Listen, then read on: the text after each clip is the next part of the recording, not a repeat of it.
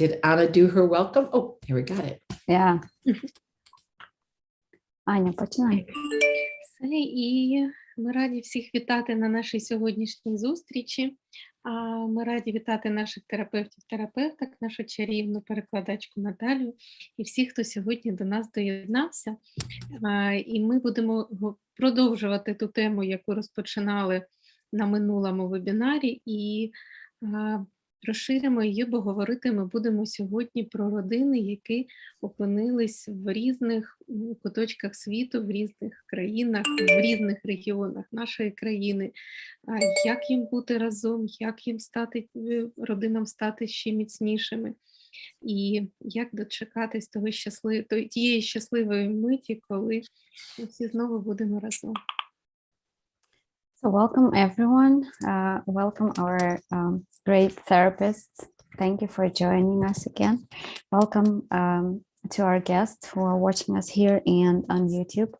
Anya announced another session that we're starting today, and we will be talking about members of families who currently are staying in different countries or different places of Ukraine, who are separated due to the war. How do they support each other? How do they stay close to each other, as close as possible? And how do they live to that moment, to that happy moment when they can eventually get back together?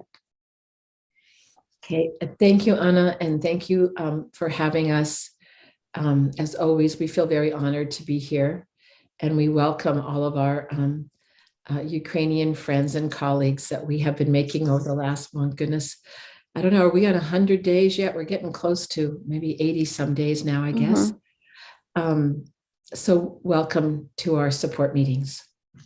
Лен, вітаю всіх на цій зустрічі підтримки, вітаю своїх колег, які приєдналися, вітаю всіх наших гостей, які з нами зараз тут є в Zoom-кімнаті, тих, хто дивиться YouTube-трансляцію, хто дивитиметься потім. Каже, що за ці 80 з чимось днів, що ми зустрічаємося, вже ми стали такою тісною громадою і здружилися одні з одними. And so I also just want to say my gratitude to our support. We have Amy Reed and Stephanie Branscombe and Tanaz. I'm not sure about your last name. You'll have to unmute yourself and let me know, and Deanne Edwards. Елейн представила свою команду, каже, що дуже вдячна їм за те, що вони працюють з нами. Це Еймі, Стефані, Таназ і Діен сьогодні тут в ефірі. So we will start, and I see that, I welcome also, I see Irina is here with us today too, because the question really came from what she shared with us on Monday. Елейн також рада бачити пані Ірину з нами. Сьогоднішнє наше запитання, воно проросло з тієї розмови, яку ми мали завдяки їй у понеділок. So, we'll start just having some discussion and dialogue, and, just like last time, please, we have a small group, people can unmute themselves and ask questions and make comments or put them in the chat. Лен каже, що оскільки в нас невеличка група, то можемо в процесі, можемо так, щоб ця розмова була більше діалоговою, в процесі можемо ставити запитання чи коментувати. Для цього можна писати в чаті або вмикати свій мікрофон. Well, and I think the first thing I'd like to say is that what a very difficult situation, that just within a short period of time, people were living their lives as, let's say, a nuclear family with their partners raising their children, and all of a sudden, the world became unsafe. Елейн хоче почати з того, що задати контекст цієї розмови. Уявімо собі наш світ, в якому люди жили своїми сім'ями, своїми власними сім'ями, з партнерами і партнерками, дружинами і чоловіками, виховували дітей. І тут раптом світ перестав бути безпечним. And that, we know that there are many parents that are single parents, mothers, fathers, who take care of their grandparents, even who take care of children. And for me, being a parent was one of my hardest jobs I ever have had in my life. І Елейн каже, що також є багато людей, і чоловіків, і жінок, які виховують дітей самостійно, без допомоги партнера, також бабусів і дідусів, які, можливо, теж уже зараз виховують дітей самі. І Елейн каже, що з власного досвіду може сказати, що материнство – це була найскладніша робота, яку вона виконувала за все своє життя. And so I think that having, a nuclear family, people that can be surrounding us as we're caring for children, can be very important for our own well-being, because we have support and reinforcements when we are trying to nurture these wonderful human beings that we've brought into the world who sometimes challenge us. І тому мати підтримку у вигляді власної сім'ї, партнера чи партнерки, чоловіка чи дружини – це дуже цінно, тому що виховувати дітей дуже складно, і коли є на кого опертися в цій ситуації, то це дуже важлива підтримка насправді. And then for some of us, for some of our listeners, and certainly for Irina, all of a sudden, you're now in Portugal or in another country, and your partner, it could be your husband, your wife, are in another part. It could be your just significant other are in another part of the world, and you're no longer together. І от ситуація, в якій опинилася пані Ірина, яка поставила запитання минулого понеділка, і це ситуація, в якій опинилося також дуже багато людей, українців і українок, коли партнер чи партнерка, чоловік або дружина, або просто кохана людина раптом залишається в іншій країні світу, а ви опиняєтесь десь, от як, наприклад, пані Ірина в Португалії чи ще будь-де. And because there's a situation that men can't leave Ukraine right now, so many women have left with the children, and so that you are in this very unfamiliar and unnatural situation, being away from your co-parent, your significant other, raising a child in another country. І оскільки чоловікам заборонено виїжджати з України, зараз дуже багато жінок опинилися в такій ситуації, що їм довелося вивезти своїх дітей самим. І тепер ростити цих дітей без підтримки свого партнера, чоловіка чи коханого. І ця ситуація для більшості з них, вочевидь, незвичайна, неприродна і незнайома. So there will be natural tensions because of that separation. You mean tensions between the two of them? Yes, between the two of them. І через те, що ви живете зараз порізно, між вами, вочевидь, можуть виникати якісь такі природні непорозуміння чи напружені стосунки. And the tensions can be all the things. It can be from, let's say, the father's perspective. Is my family okay? I can't help them. I'm anxious. Maybe I have to have left where I used to live and I can't find a job. And maybe they even go into experiences of depression that also make it hard for them to have the motivation to even look for a job. So that could be one possibility that some people experience that are separated. І можуть бути, ці напружені стосунки можуть бути спричинені, зокрема, тим, що з погляду батька і чоловіка у нього можуть виникати такі запитання, як чи в порядку зараз моя сім'я, у нього можуть виникати, наприклад, тривожність. Людина може виїхати зі свого міста, змушена виїхати зі свого міста, і тепер не може знайти роботу. Чоловік може впадати навіть в депресію через те, що так відбувається, і не мати жодної мотивації шукати роботу. And the person who is displaced in another country, they're having to get housing. Maybe they have to learn a new language. They have to get their children into school. They have to find a job too, because they need to support the family, because the resources can be limited. And savings can now, especially since it's been so many days, can start to dwindle. So the person who's with the child in the other country can be under great distress as a result of that, of course. А ті, хто виїхали за кордон з дітьми, ну, жінки переважно, у них теж може бути ціла низка чинників, які спричиняють дуже сильний стрес. Їм треба шукати житло, вивчати нову мову, шукати для дитини школу, шукати роботу, щоб підтримувати себе фінансово, оскільки ресурси можуть бути обмежені і заощадження, війна триває вже майже 3 місяці, повномасштабно, заощадження теж уже можуть закінчуватися. And so when you could have the person who's displaced and the person in Ukraine, one could be in their high zone, one could be in their low zone, or they go in between low and high zone states. It doesn't make for wonderful communication when you do talk to each other. Відтак маємо одну партнерку в стосунках, яка змушена була виїхати, переживає одну ситуацію, а іншу сторону стосунки, яка змушена була залишитись в Україні, і там свої чинники стресу. І може бути так, що одна людина з пари перебуває в зоні збудженості, інша перебуває в зоні пригніченості. Ну, чудової комунікації між такими людьми, вочевидь, не вийде. І їм потрібно хоч якось повертатися ближче до зони, щоб могти комунікувати між собою. So one of the best ways, and you've heard us say this so many times, is to try to get into your resilient zone, is to use the skills that you have learned over these last few weeks, whether it's a resource, whether it's a help now strategy, whether it's grounding, to try to see if before you make that phone call to talk to your partner, that you are in as much as in your resilient zone as you can possibly be. Відтак, дуже важливо, і ми говорили про це неодноразово на попередніх сесіях, що для комунікації, для спілкування зі своєю парою дуже потрібно постаратися повернутися хоча б ближче до своєї зони стійкості, і для цього можна використати будь-які навички, які ми проговорювали на цих сесіях. Це може бути ресурсність, це можуть бути стратегії миттєвої допомоги, заземлення. Перш ніж здійснювати цей телефонний дзвінок своєму партнерові чи партнерці, спробувати повернутися якомога ближче до своєї зони стійкості.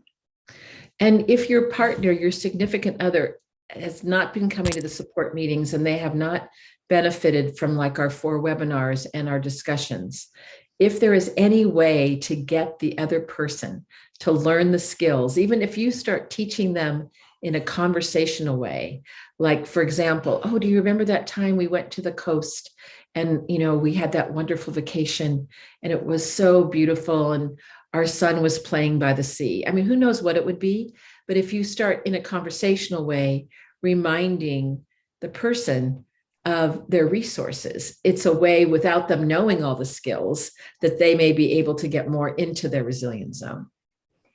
І якщо ваша друга половинка не приходила на ці сесії і не знає про ці навички, то можна допомогти їй також освоїти ці навички. І почати можна, каже Єлейн, з того, щоб просто в розмові запитати, наприклад, про щось ресурсне для цієї людини. Пам'ятаєш, як ми їздили на море, як гарно сідало сонце, як наш син там бавився в пісочку. І не обов'язково навіть пояснювати спочатку, що відбувається, просто спробувати в такій бесіді ресурсній людину повернути ближче до їхньої зони стійкості. And I want to emphasize this too, Natalia, because sometimes people who are going between the high and low zone states, if they don't know this information about the biology of their nervous system and how this war may push them into that sympathetic hyper-aroused state where they're like, you know, angry all the time, or they can only stay up here for so long before they go boom and they feel depressed and disconnected.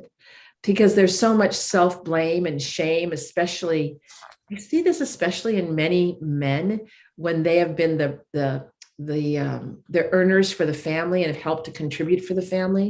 And then all of a sudden everything's changed and they can't do that any longer. So if they understand the biology, it helps bring them some relief. And that relief can sometimes help them get into the resilient zone, that in and of itself, the education, so that they may be able to gather their internal resources to be able to, let's say, go out and find a job if there's jobs available. І якщо пояснювати, наприклад, своєму партнерові про те, що ми дізналися тут із цих сесій, і Лейн каже, наприклад, про біологію нервової системи трошки пояснити, те, що ми вже знаємо, тому що ця війна, вона активувала у багатьох із нас ту симпатичну нервову систему, від якої ми перебуваємо або в стані такої надмірної збудженості, і там зависаємо і постійно сердимося, постійно в якомусь такому напруженому стані, або після довгого перебування там різко падаємо в зону пригніченості, і ми вже нічого не хочемо. Так от, і внаслідок цього може виникати, каже Єлейн, багато самозвинувачень, багато сорому, і особливо це можливо в чоловіків, які до того забезпечували сім'ю, а зараз все змінилося, вони втратили роботу, втратили дім і так далі. Так от, коли вони будуть знати хоча б поверхнево, хоча б схематично про те, як працює нервова система, що це взагалі нормальні багато в чому реакції, то це теж приносить певне полегшення. А вже саме полегшення, оце для нервової системи, за словами Ілейн, допомагає людині повернутися ближче до її зони стійкості і, можливо, тоді вже з цієї зони зібратися з силами і, наприклад, почати шукати роботу, що зараз може бути потрібно багатьом чоловікам. And I think, one of the side effects, of being in getting into your zone and having more relaxed muscles and not being tight, we've talked about that the last time, is that oftentimes then we're more compassionate towards ourselves and the situation that we're in, but that we can also be more compassionate to our partner who may not be doing all the things that we would like them to do back in Ukraine or wherever they may be. And then it has greater, there's a better space to have a meaningful conversation about what you both are going through in each part, one being displaced and one being in Ukraine. І каже Єлейн, що повернення в зону стійкості може допомогти зняти трошечки оцю напругу з тіла. Ми говорили про це раніше, що під дією сильного стресу і під впливом реакції нервової системи тіло може дуже сильно затискатися, повністю все, і ми в такому стані затиснутому. От якщо ми хоча б трошки розпружимо тіло, то це допоможе нам стати проявити більше співпереживання не тільки самим до себе, але й до нашого партнера чи партнерки, чи, наприклад, до партнера, який залишився в Україні, або їм до нас. І тоді створиться якийсь такий кращий простір, як каже Єлейн, для того, щоб глибше і сенсовніше поговорити про те, що кожному і кожній доводиться проживати в тій ситуації, в якій вони опинилися. Одні за кордоном, як біженки, а інші вдома, можливо, без засобів до існування. So I'm just going to pause right there, Natalia, to see if Irina's still with us, if she has any comments, or if any of our participants have any comments or further questions. And then before I get the rest of the team to give some ideas. Зараз Єлейн запрошує глядачів і глядачок. Якщо є коментарі, пані Ірино, може у вас є на цьому етапі якісь коментарі або запитання. І всіх також запрошую поділитися ними з нами, а потім решта команди поділиться ще своїми ідеями, що робити в цій ситуації.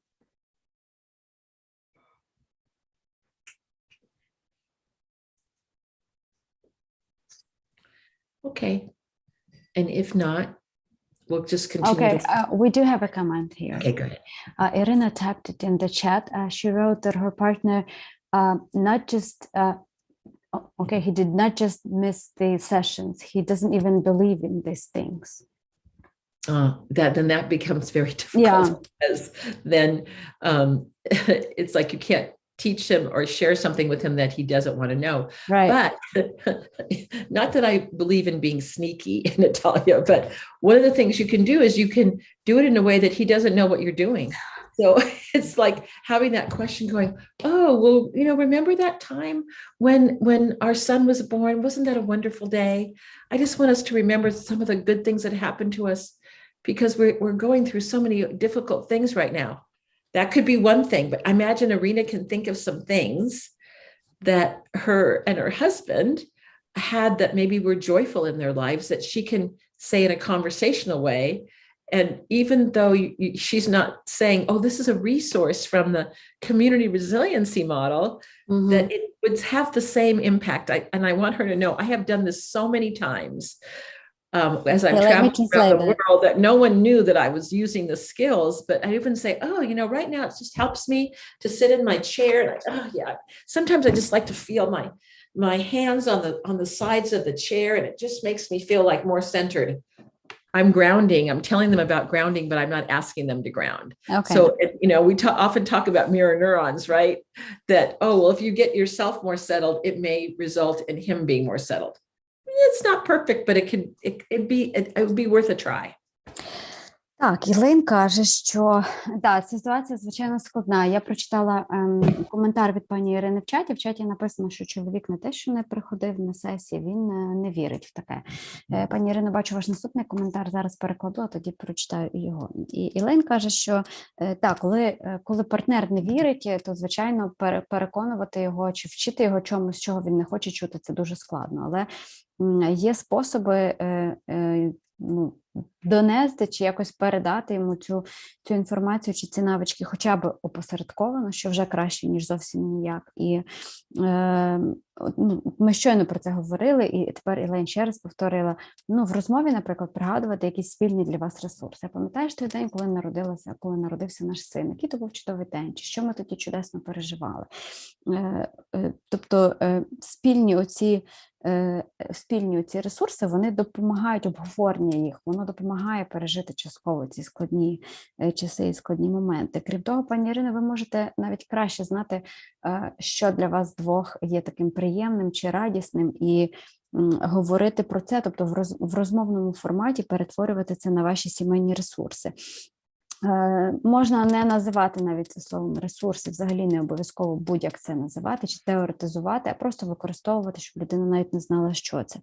Ілин каже, що робила це дуже багато разів, коли люди навіть не знали і не підозрювали. Типу, вона не каже, що не адвокатка такого способу роботи з людьми, але якщо людина добровільно не працює, то бодай так.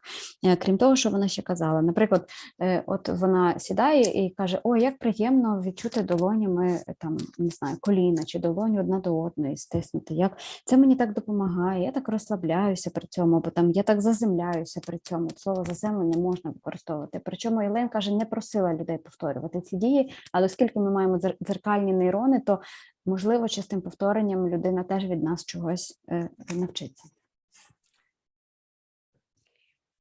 Is there another comment? Yeah, we have another comment here. Аня, ти могла б його прочитати, будь ласка? Добре, там вже два коментаря. Другий. Просто в якийсь момент вийшло так, що відповідальність за всю нашу сім'ю впала на мене. Я не можу розслабитись через це, бо чоловік говорить, що зараз у мене більше шансів забезпечити сина, себе. І я навіть не можу звільнитись з важкої роботи, бо боюсь втратити все. So Irina wrote that it's just that at some point,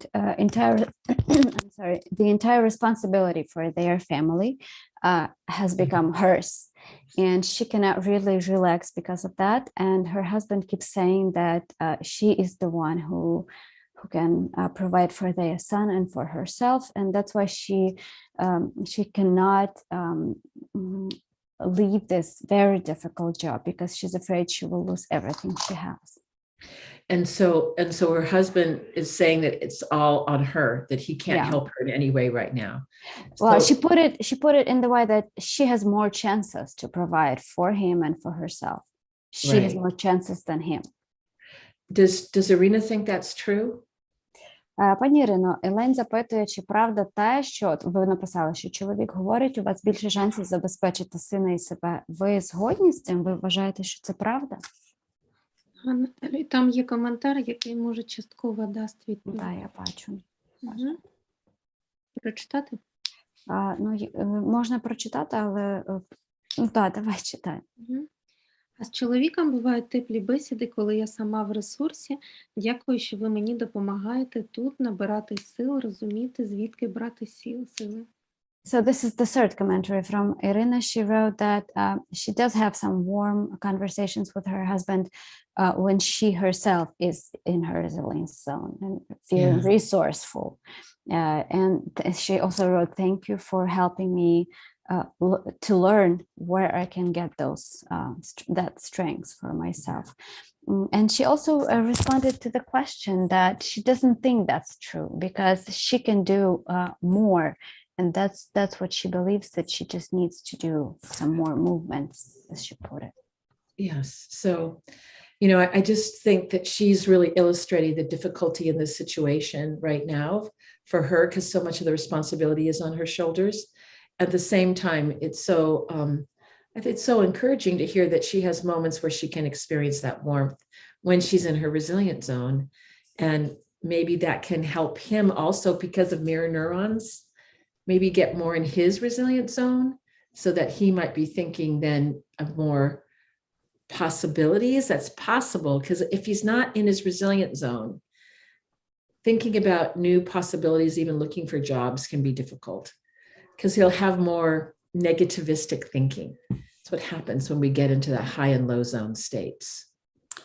Так, Елен каже, що пані Ірина написала в чаті, що чоловік може більше, і вона вважає, що йому треба просто рухатись. І Елен каже, що ця ситуація чудово ілюструє, ваша ситуація, пані Ірина, чудово ілюструє те, як це працює, коли люди випадають з їхніх зон стійкості і неспроможні так ясно думати і добре будувати комунікацію. Тим бачу, що зараз вам справді важко, вся відповідальність на вас. Оскільки ви пишете, що у вас бувають теплі бесіди з чоловіком, коли ви перебуваєте в ресурсі, то цим варто скористатися, вважає Елейн, і скористатися, власне, цим принципом дзеркальних нейронів і спробувати за допомогою цієї розмовної ресурсності про щось спільне і тепле для вас допомогти своєму чоловікові зайти більше в зону стійкості. Тому що коли людина перебуває в зоні збудженості або пригніченості, можливо, ваш чоловік десь там, то вона не здатна бачити для себе можливості. Це нормальна реакція, тому що в такому стані в людини активізується негативне мислення, і вона бачить тільки негатив. Тобто, що більше ви допомагатимете йому перебувати в цьому ресурсному чи стійкісному стані, можливо, тоді він бачитиме більше можливостей і для себе. And I think that Anna had her hand up, that there's maybe some more she would like to share too about the situation. Аня, ти піднімала руку, ти хочеш щось додати? У мене була ось як... Анечка, ти зависла? Looks like she froze. Yeah. Did she freeze or did I freeze? Okay, No, never know. that's her, I guess. Okay. Well, hopefully she'll get back on quickly. I'm going to just, maybe while we're waiting for Anna, I'll see if any members of our team would like to add anything to our conversation so far. So I'll just, whichever one would like to speak, just unmute yourself and share. Так, поки Аня у нас зависла, то Елейн запрошує членкинь своєї команди. Можливо, хтось хоче щось зауважити по цій ситуації. Ага, Аня is back, seems to be back. Аня, ти повернулася? Ти мусиш включити мікрофон. Я повертаюся, я перейшла ближче до роутера, тому я маю бути стабільно. Чи спрацювала ви? Якби люди, які знаходяться в різних куточках світу, я згадала, як колись дуже давно люди писали листи. І як красиво намагались виписати те, що вони говорять, яку увагу приділяли тому, як написана кожна буква. І мені здається, якщо або Ірина, або будь-хто писали би листи або своєму партнеру, або самі собі, ось такі листи підтримки, вкладаючи в них свою душу, вкладаючи в них свої, якусь увагу, роблячи це так от дуже вдумливо, то мені здається, що це б допомагало людині сконцентруватись і, по-перше, знайти правильне рішення, по-друге, знайти ресурсний стан, в якому ти зможеш по-іншому подивитись на ситуацію. Дякую. So Anna has this suggestion. She says that well, some time ago, people would write each other handwritten letters. So she says that what if we use this practice now, like write a letter, a handwritten letter to your partner, putting your thoughts in really carefully, thinking of what you want to put in there, maybe picking the words, putting in there your love to them, your support to them, and do that really mindfully. And you can write to your partner or you can write to yourself if you want to. And she says that these letters probably, but she's asking if that might work. They might help to concentrate, to find those inner resources for both of the parties and find some correct decisions, right decisions that they need for themselves now. Those sound like really good suggestions again. I think any of those concrete things, if we've ever had a letter from someone that was beloved to us, we would hold them in our hands and almost feel them, right? That they were with us. And we're not as used to writing anymore because of emails and Zoom and all these sorts of things that we are used to doing now, but that doesn't mean that we can't bring those back. And are the mail systems working where it can, if you send something, hopefully from Portugal, that they can get to where he is in Ukraine? I guess that would be my only concern. If some probably areas are probably hard to send mail to. Well, most areas do have mail services working, so yeah, let me translate that. Так, Ілейн каже, що це хороша ідея, тому що це щось, цей лист відправлений і отриманий іншою стороною може стати таким навіть такою фізичною річчю, яку можна потримати в руках і ніби відчути присутність своєї другої половинки. І ми відвикли, каже Ілейн, писати листи, тому що в нас є зараз і електронна пошта, і Zoom, і все таке, але оцей фізичний контакт і оцей зв'язок, він може бути хорошою практикою, чому б її не відновити і не повернути. Єдина її тривога за те, чи працює пошта в певних регіонах України, а так то загалом чому ні. So, I'm reminded of something else. I used to do a lot of traveling where I was not home very much. And so I would be like in a different country and I would have my phone with me and I would put it on the part where my husband could see what I could see. And so I go, okay, I want to show you where I am right now. Look at this park. Isn't this beautiful? And then I'd say, oh, look at this building. And so I said, let's go for a walk together. And so I'm going to take you for a walk in this one place that I always take, I always go with my friends as I'm here in whatever country I'm in. And so then he was able to kind of experience a little bit about what I was, seeing and going through. And I noticed that when we would go on these walks together, it made us feel like we were together, even though we weren't.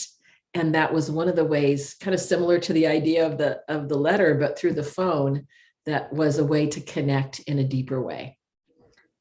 Ілейн каже, що пригадала і практику зі свого минулого. Раніше вона багато подорожувала і часто не бувала вдома. І сумувала за своїм чоловіком. Коли приїжджала в якусь нову країну чи нове місце, вона з чоловіком виходила на прогулянку. Вона брала з собою телефон, наприклад, ставила його так, щоб чоловік бачив те, що вона зараз бачить перед собою, і там гуляла з ним через цей відеозв'язок, показувала йому, що вона зараз бачить, там будинки, вулиці, а зараз зайдемо там сюди, чи подивимося, що у нас тут. І каже, що такі прогулянки давали відчуття, ніби вони насправді побули разом, чи ніби насправді вони поруч, хоча вони в цей час, звичайно ж, не були поруч. Because I think one of the most important things is how do you keep connection even when you're at a distance? And even something like Zoom calls, if it's possible to do that so that you can see each other. I mean, different things that we're not necessarily accustomed to do that sometimes can help us be together in this kind of different way. Ілейн каже, що загалом важливо те, як підтримувати комунікацію зі своїм чоловіком чи партнером в цей час, тому що, враховуючи, що ви далеко одне від одного, цю комунікацію потрібно якось підтримувати. Це може бути навіть щось таке просте, як дзвінки по Zoom.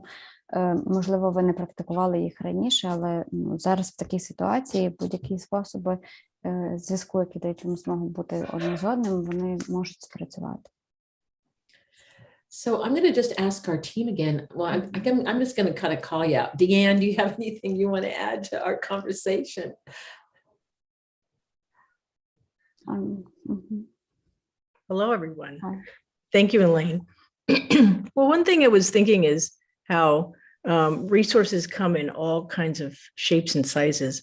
I have the wallpaper on my phone is my granddaughter. And so when I look at my phone, every time I look at it, I see her face, and that makes me feel happy inside. And I notice that.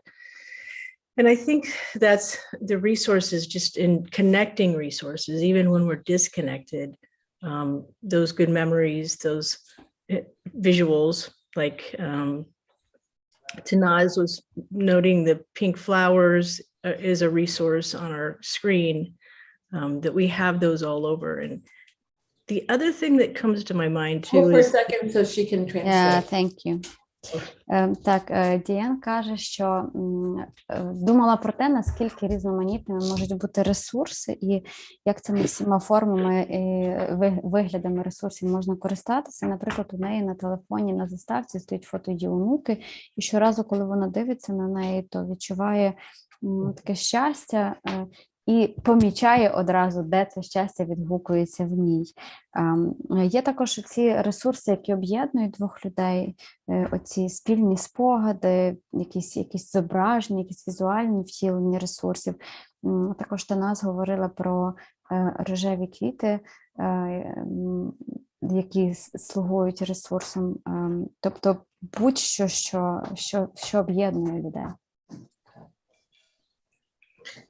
one of the things I was thinking that how sometimes when we feel sad and disconnected from someone we love, we might feel irritated with them in a way. Like it's hard to feel the disconnect and the sadness sometimes. And so one of the things is keeping our zone as wide as we can so that we can feel either sadness, missing.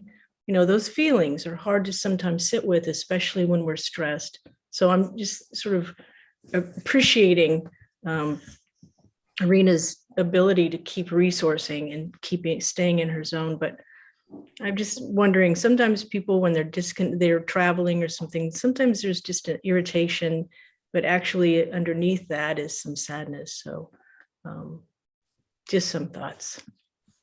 Thank you for letting me be here too. Appreciate it. Thank you, Діан. І Діан каже також, що коли люди змушені перебувати далеко одне від одного, то вони мають оце відчуття суму і розлуки, і вони часто виливаються в роздратування. Тому що якщо в нас дуже вузька зона стійкості, то з неї легко вилетіти в оце роздратування. І тому завдання наше це максимально розширювати цю свою зону стійкості, щоб в її межах ми могли відчувати і сум, і цю розлуку, але проживати їх як нормальні відчуття, а не одразу вилітати в злість на себе, чи на ситуацію, чи на цих людей. І каже Дієн також, що ви, пані Ірино, молодець, що намагаєтеся зберігати себе в якомусь ресурсному, стійкісному стані, що це дуже важливо. So I just want to also kind of just emphasize what Deanne just said. Sometimes our sadness does show up as anger or being irritated at the people that we love. I can't tell you how many times that's happened between me and my husband. We've been together for over 40 years, and that still happens to this day for both of us. Ілен каже, що хотіла ще раз підкреслити те, про що щойно говорила Дієн, що наш сум і сум від розлуки дуже часто може перетворюватись або виходити у вигляді люті і роздратування. І це стається між людьми і в людей дуже регулярно. Навіть у неї в її понад 40-річному шлюбі між нею і чоловіком теж дуже часто це стається, коли ця злість і лють, вони виливаються, власне, на тих людей, яких ти найбільше любиш. And to remember that sadness can be in the resilient zone. Sadness is a emotion that's part of our humanity. But sadness can also go deeper sometimes, where then we are in those low zone states, and it's hard for us to sometimes we get depressed and then we can't even get out of bed sometimes. But there's a sadness that's part of the vitality of who we are as human beings. And that's not a bad thing. That's just an is thing. It just is, right? Так, і про цей сум. Сум – це просто емоції. Він може собі спокійно існувати в нас, коли ми перебуваємо в зоні стійкості. Це частина нашої людської природи, це абсолютно нормальна емоція. Звичайно, існує інший сум, існує той глибший такий сум, коли ми впадаємо в зону пригніченості, і це як один з аспектів того такого пригніченого, депресивного стану. Але загалом людина в зоні стійкості може спокійно переживати своє відчуття суму як абсолютно нормальну, абсолютно людську емоцію. So I see that Anna's hand is up. Аня? Я хотіла повернутися до того, що Ірина говорила, що їй здається, що чоловік не робить все по максимуму і йому потрібно більше рухатись для того, щоб бути ефективним. І я згадала одну історію в своєму житті, яка мене дуже багато чому навчила. А коли я працювала з дітьми, іноді мене дуже дратувало, що батьки не роблять, на мій погляд, достатньо для того, щоб діти краще розвивались, щоб діти там краще опановували якісь навички. І одна дуже мудра людина мені тоді сказала, що насправді вони роблять максимум з того, що вони можуть. Тобто кожна людина в кожен конкретний момент робить максимум з того, що вона може робити в цей конкретний момент. І якось на багато років мені це дуже допомогло, і це потребувало часу, це потребувало зусиль, але я дійсно навчилась приймати ті зусилля, які робить людина, як те, що вона зараз може, і вважати, що дійсно в будь-який момент кожна людина робить все можливе, на що в неї зараз є сили. І після цього я якось перестала дратуватись, коли мені стало казати, що там хтось працює неефективно або щось робить неефективно. Дякую. So Anya saying she has been thinking over these words that Irina wrote about that she believes that her husband can do more, he just needs to make more movements. And Anya says that she had this sense of irritation with people who would not do their best. Many years ago, as she was working with kids, she would often think that the parents of her kids did not do their best to help the kids learn. And then someone told her this phrase that every person in every given moment of time is doing their best, whatever they could do at this point of time, in this state that they are in. And these words, they really helped her, Anna, to not judge people and to not expect something more of them, because she suddenly realized and has remembered until now that people do whatever they can at this point of time and at this state they're currently in. Наталю, пам'ятаєш це прислів'я, коли якщо ти хочеш когось навчити, одягни його взуття і пройти там його путь, його шлях ось цим взуттям? Не пам'ятаю, але окей. Тобто про те, що ми ніколи не можемо знати, що насправді відбувається з іншою людиною, і на що в цієї людини є дійсно ресурс, то можливо нам лише здається іноді, що хтось щось не робить, а насправді ситуація зовсім інша. And Anya also says that you never know what's really happening underneath with any person, what their life is, what their conditions are, and to know that you only have to get into their shoes and walk in their shoes. But unless you do that, or until you do that, you cannot actually judge whether their efforts are enough or sufficient and whether they could do more or not. Okay. I think it's also, the thing about movement. Movement is hard if you're stuck in those high and low zone states. It's hard to move forward. It's hard to move anywhere. And kind of coming back to, those moments when she experienced warmth when she was talking to him. Sometimes that gives an opening, a space where there can be conversations about movement, where solutions can come more readily because the prefrontal cortex, our seat of executive functioning, is more available to us. But if we approach it as like Anna says, as a judgment towards him, that actually is a really, it's a surefire way of pushing someone out of their resilient zone, and not being able to have meaningful conversation. Right. Елейн каже, що вона ще багато теж думає про цю фразу, про те, що йому потрібно більше, йому треба просто рухатись, про рухи для чоловіка. Дуже важко кудись рухатись, коли перебуваєш у зоні збудженості або зоні пригніченості. І тому оці ваші теплі розмови, вони можуть бути таким простором, який запрошує вас обох, який дає можливість вам обом поговорити, власне, про ці рухи, про те, які рухи можна було би здійснити. Тому що якщо справді, так як казала Аня, судити людину, що ти можеш чи не можеш більше, або ти можеш щось, або не можеш чогось іншого, це пряма дорога, каже Елейн, до того, щоб людина вилетіла 100% зі своєї зони стійкості одразу. Тому те тепло, яке між вами є, от з нього варто розширювати цей простір для обговорення там, рухів чи ресурсів. I'm thinking about my dear husband, and sometimes the more that I would protest about wanting him to do something, it almost would seem he would become more stubborn and not do it. I don't know if that's been anybody else's experience with a partner. I see some smiles in our room, but that's been a common thing I've noted. Елейн каже, що з свого власного досвіду знає, що більше вона чоловіка в чомусь переконуватиме, чи казатиме йому, щоб він зробив те чи інше, то впертішим він буде в плані того, щоб це не робити. І судячи з того, як закивали головами наші, пані Ірино, бачу ваш сміючийся смайлик, з того, як закивали головами інші слухачки, то це актуально для багатьох. Чому так працює, невідомо, але це чомусь так працює. And so, although extremely difficult, I have to say, when I finally would just stop and say, let it go, Elaine, I can't push the river. Someone in China told me that once. Elaine, you can't push the river.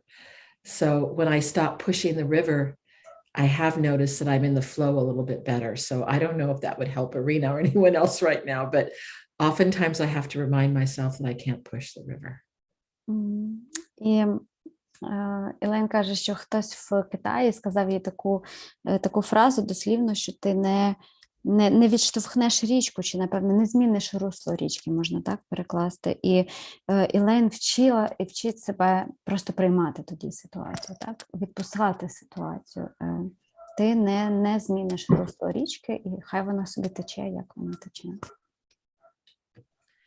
All right, so I'm going to ask Amy or Stephanie or Tanaz, any of you have any additional comments? There's a smile on Stephanie's face, so maybe there is something coming up for her. I don't know. And Amy and Tanaz. So anyway, okay, Amy's ready to jump in. Okay, Amy.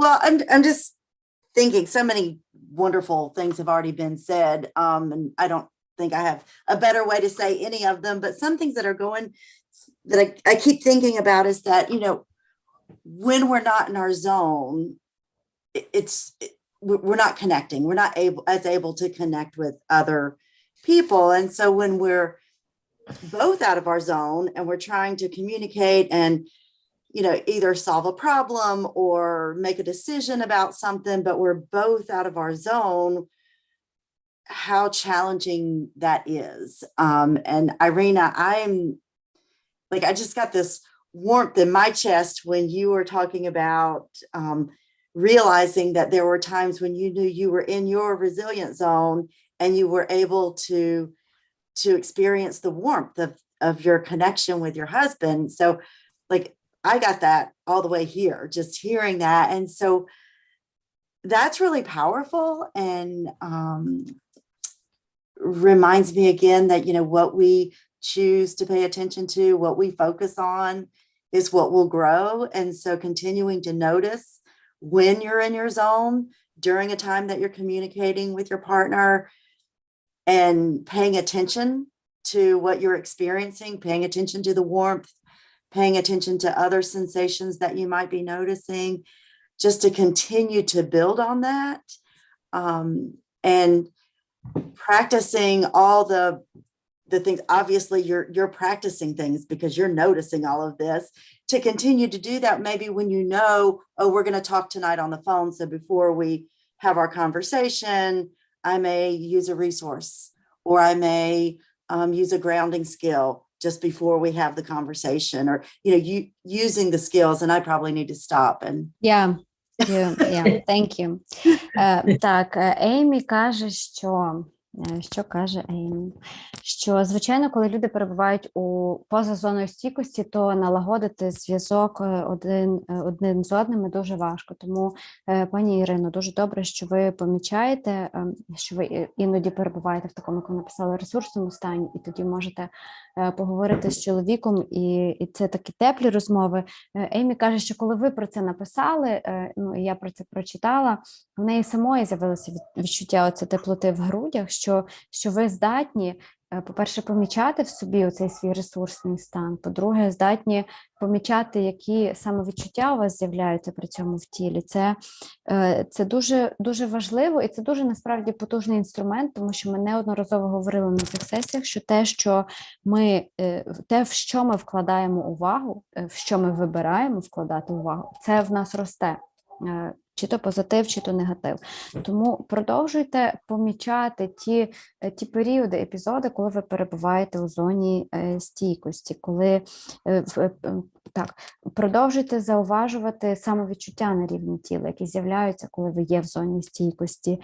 Продовжуйте вибудовувати їх, нарощувати цю свою таку стійкісну міць.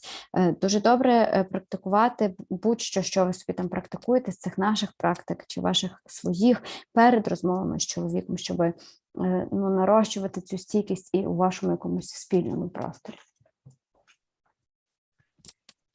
Amy, would you like to add anything else? Not really. Just I think the biggest point that I'm thinking of is just being intentional about widening the zone, keeping the zone as wide as possible, like Deanne was talking about, or, you know, intentionally working to get into your zone before having a phone conversation, or if you know a big decision has to be made, or you've got to deal with something as parents, or, you know, you're going to talk about it,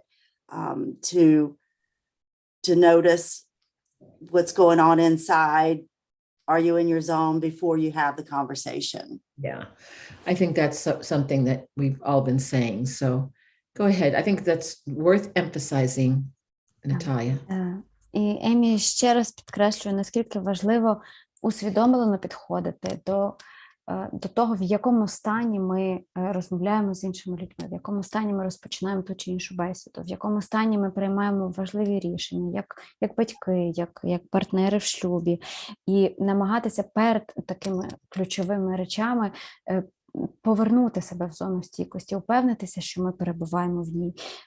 І крім того, дуже важливо цю зону постійно, як ми тут говорили, і Дієн сьогодні говорила, постійно розширювати, тобто працювати над тим, щоб вона ставала все більшою і ширшою. And also, was there a comment in the chat? I thought maybe I saw a comment or so.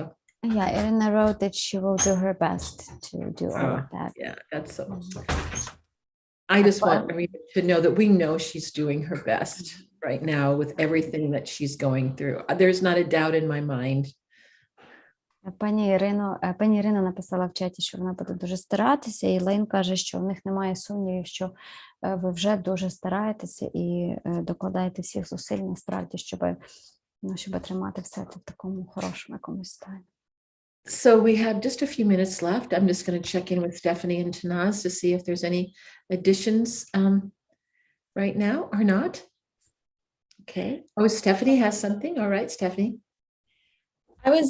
I was just going to say I feel so much for the situation that Irina is in.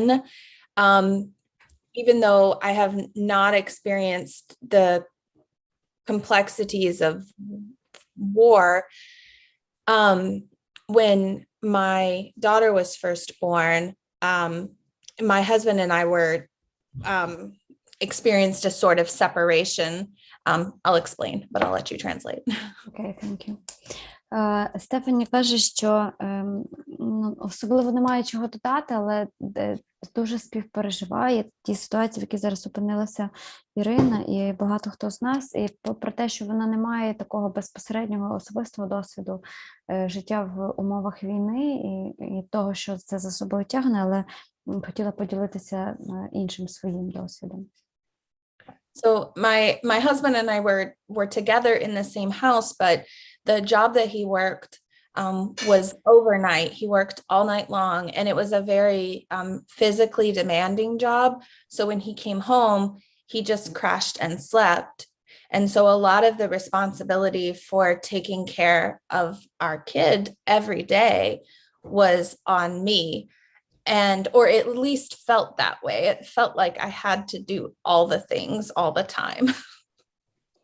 І Стефані каже, що коли народилася їхня з чоловіком донька, то вони з ним фактично розійшлися, але розійшлися в якому сенсі. Чоловік працював, вони жили в одному домі, але чоловік працював на роботі на нічних змінах, і це була фізично складна робота. Коли він приходив додому вранці, то просто вирубувався після праці, і фактично вся робота по догляду за дитиною, всі обов'язки впали на Стефані.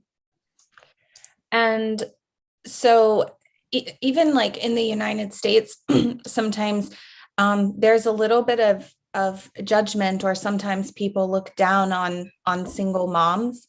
So when I would go to the store with my kid, I felt like people were looking at me and judging me and making assumptions about my life. And so it was just a hard time.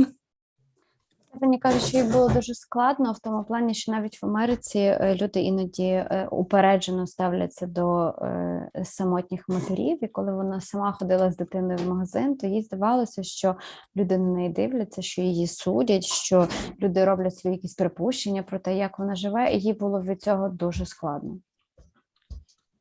So in a very small way, I sympathize with Irina and really feel for the situation that she's in. And my heart goes out to her, and really respects her for her strength and her ability to keep going and doing what she knows she needs to do to care for her son, even under all of these circumstances. І Стефані каже, що з цього свого досвіду виходячи, вона співпереживає Ірині і розуміє її, і вважаю, що ви, пані Ірино, робите, ви просто чудово тримаєтесь, ви робите все, що можете, докладаєте багато зусиль до виховання дитини, до того, щоб триматися самі, і це насправді дуже багато значить, дуже важливо.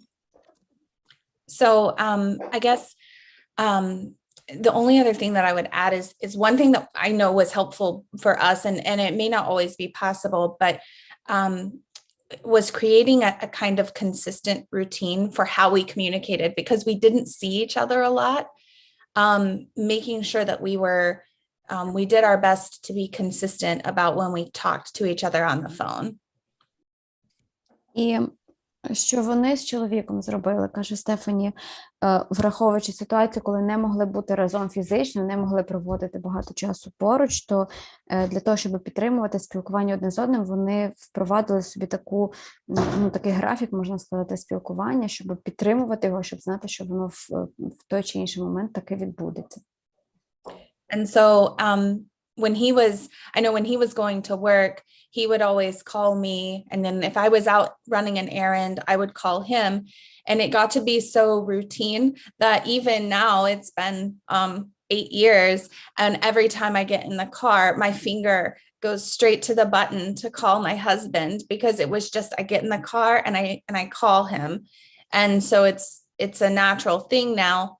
And again, I know that consistency may not be possible, but even just setting up like times when you know that you're going to be thinking about each other, even if you can't talk to each other, that might be helpful for creating a connection over distance.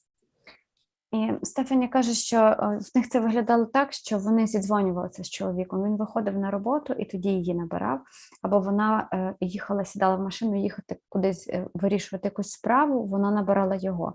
І з того часу, минуло 8 років, Стефані каже, в неї досі є звичка оця сідати в машину і натискати зразу на панелі кнопку виклику номеру свого чоловіка, тому що це для них тепер такий якийсь природний спосіб комунікації. І Стефані розуміє, що, можливо, в тих умовах, в яких ми зараз всі перебуваємо, і конкретно ви, пані Ірино, це може бути не завжди можливо, така послідовність, чи, як сказати, постійність зв'язку. Але навіть якщо це неможливо, то можна там домовлятися про час або виділяти собі для себе час, коли ви думаєте одне про одного. І це також допомагає вибудовувати зв'язок, що дуже важливо, коли люди живуть окремо одне від одного. And then the last kind of suggestion or thought that I had is, I know that on Monday they talked about, Irina talked about that she had a restaurant. And so I don't know if her and her husband did that together, but I wonder if maybe like cooking or preparing a meal over the phone or on Zoom together might be resourceful for them if it was something that they had shared before. Even just like the smells of the cooking can be very resourceful. І пані Ірина в понеділок говорила про те, що в них був свій ресторан, і Стефані каже, що не знає, це був там спільний бізнес чи ні, чи працювали ви там разом, але якщо так, то, можливо, приготування їжі, наприклад, по телефону чи через відеозв'язок, теж може стати таким спільне приготування їжі, таким вашим ресурсом, який, по-перше, нагадуватиме про те, що було між вами, що спільного між вами. По-друге, наприклад, запахи від приготування їжі, вони теж можуть стати таким стимулятором, теж таким приємним ресурсом для вас обох. Can I just add something too, Stephanie? So I just want to also say, the sense of smell is the sense that it doesn't go into what we call like the switchboard of our brain, the thalamus. We smell something, it goes straight to the amygdala, and the amygdala determines what that smell means. And so smells can be, like Stephanie says, so resourceful. And smells can also be something that provokes fear. But there's a third thing that sometimes the sense of smell can evoke, is that it can, as much as it's a resource, it can also bring in sadness because they're not together. They're not able to cook together. So to know that's not a bad thing. I just wanted to say that if tears come, because there can be a very deeply sensed missing of each other, but that's also part of the experience of doing things together. It's not only the resource of remembering the happiness, but also sensing together the kinds of the things that you're missing right now, because that can also be a conversation. It's not a bad thing. I just wanted to add that, Stephanie, that piece. Yeah. Так, і я хотіла додати, що запахи – це дуже сильний такий, нюх – це сильний орган чуття, тому що запахи одразу дістаються, вони минають якусь там частину мозку, яка обробляє всі ці сигнали, і вони одразу дістаються до тієї частини, яка, власне, до мигдалевидного тіла, яка відповідає за сприйняття, за сканування, скажімо так, небезпеки довкола нас. І тому запахи – це дуже сильне чуття, але з іншого боку, тут може бути ще такий момент, що вони можуть викликати не тільки приємні якісь спогади, а можуть викликати, наприклад, сум у зв'язку з тим, що у вас це було, а зараз будь-що, з чим пов'язаний запах, а зараз цього немає, що це втрачене. Можливо, це викличе навіть сльози, але це, каже Єлен, це нормально, і ці сльози – це теж нормально. Просто треба, це не є щось погане, це треба просто розуміти і, можливо, знати наперед, що така реакція також можлива, що, можливо, це двоякість ресурсу, що він додає не тільки позитиву, але й викликає, наприклад, такі сумні емоції. Go ahead, Stephanie. Oh yeah, so I was just going to say, I feel like doing things like that together as a way of resourcing is like what Elaine was talking about being subtle with teaching him the skills, because he doesn't have to know that you're resourcing, or that he's resourcing, or that you're showing him how he can widen his resilience zone. But when he experiences it and he can notice it, then he can start to say, you know, I felt really good when we were cooking together. So let's cook together again. And without believing in it or knowing the terminology, he's still able to do it. І отакий, каже Стефані, такий спосіб робити щось разом. Це є теж такий дуже тонкий спосіб навчити свого чоловіка певних практик, навчити його певних навичок.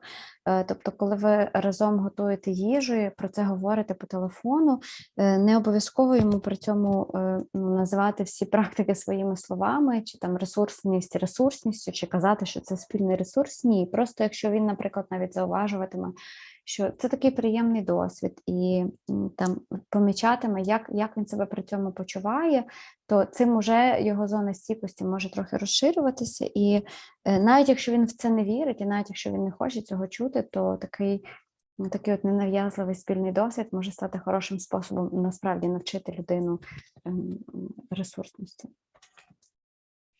Thank you, Stephanie. So I'm going to just ask Tanaz if she has anything to add before we end today. We're almost out of time. Thank you. I'd like to offer a quick comment and just say that our strength and our support is with you. This is such a difficult, challenging time. Вона скаже, що хоче висловити свою підтримку, передає вам і нам усім промінчики сили у ці дуже непрості часи. What I hear you say is that you need a feeling of more support when you share. Вона скаже, що читаючи чи слухаючи ваші коментарі, у неї з'являється відчуття, що ви потребуєте більше підтримки. One of the ways that I use resourcing when I'm in a situation like that, though of course not as intense as yours, is that I think of places, people, and things that can offer me that feeling of support. І один зі способів використати для цього ресурсність, вона каже, що сама таким способом користується, хоча, звичайно, вона не в настільки складній ситуації, як ваша, це уявляти собі в практиці ресурсності ті місця, людей, чи події, чи речі, які, власне, виказують їй, чи дають їй цю підтримку. I know that you're in a new country and that may be challenging because you're still establishing those relationships. But think of the people that you are in touch with who are a part of your life and think about who maybe you could reach out to more if possible. І зрозуміло, що ви зараз в новій країні тільки налагоджуєте якісь нові зв'язки і контакти, але вочевидь, чи можливо у вас є вже люди в вашому житті, які надавали вам підтримку раніше, чи які ви знаєте, могли би давати вам підтримку. І подумайте, чи могли б ви спілкуватися з ними частіше, або просити їх навіть про цю підтримку частіше. Sometimes I walk into places where I don't know anyone and I just ask people about their lives. Іноді Тина скаже, що вона, коли опиняється в місцях, де взагалі нікого не знає, вона просто розпитує людей про їхнє життя. That also generates a feeling of connection and support. And I know there's absolutely no substitute and what you're going through is very difficult, but these may be ways to allow you to stay in your resilient zone more and maybe even expand it. І оце ділення історіями життя інших людей, воно теж дає відчуття несамотності, відчуття підтримки, відчуття зв'язку з іншими людьми. І Тина скаже, що розуміє, що замінити чоловіка таким важко, неможливо фактично, чи будь-чим іншим замінити його підтримку, але можливо це принаймні на якийсь час додасть сили і допоможе навіть трохи розширити вашу зону стійкості. We are all sending you so much strength and so much love. Thank you for your brave honesty and for sharing and for helping so many through asking that question. Тина скаже, що знову ж таки посилає нам підтримку, захоплення, всі такі позитивні речі, і дякую вам за те, що ви ділитеся, за те, що ви ставите ці запитання, за сміливість, власне, обговорювати цю вашу особисту ситуацію, бо це допомагає дуже великій кількості людей, які переживають щось подібне. І це дуже-дуже цінно. So thank you everyone for your contributions. And Irina, thank you so much again for bringing this question to us that has led to so much nourishing conversation for all of us. Ірино, і Лейн, також дякую вам за те, що ви ставите такі запитання, які розкривають нам, чи дають нам створювати такі ресурсні розмови, в яких ми ділимося і допомагаємо, напевно, не одній людині в подібній ситуації. And so now, Natalia, I turn it over to Anna to say goodbye today. Аня, тобі прощальне слово. Так, я всім дякую. Сьогодні була дуже важлива зустріч. І я згадала дуже багато теплих речей, які колись мене тримали з людьми, які не зараз зі мною. І це навіть не стосується тільки там партнерських відносин, а це стосується взагалі тих людей, які зараз, на жаль, навіть на різних континентах. І я всім дуже дякую. Для мене це була дуже ресурсна зустріч. І також ось пані Ірина пише про те, що вона дякує за допомогу і за лагідний, спокійний голос. Я впевнена, що кожен та кожна знайде в цьому вебінарі для себе якусь корисність, яку зможе примінити та бути більш ресурсним, ефективним та дочекатись того часу, коли ми зможемо обійнятись. І до зустрічі в п'ятницю. Yeah, so Anya saying that she herself remembered a lot of warm things as we were talking about Irina's situation and all your ideas how to relieve that. So and many of those people, Anya says, are no longer in her life for various reasons. But the warm things, they remained and they're still with her. So this was a very resourceful and warm session for her as well. And Irina also wrote a comment that she's very grateful for your help and for all your kind and calm voices. Thank you. Well, tell her thank you. And so until we meet again, we will be doing something differently on Friday, but I imagine you have already said that to everyone, or you will be. So until we meet again. Так, тоді, пані Ірино, вам ще раз дякую і всім до п'ятниці, до зустрічі. Okay. Па-па.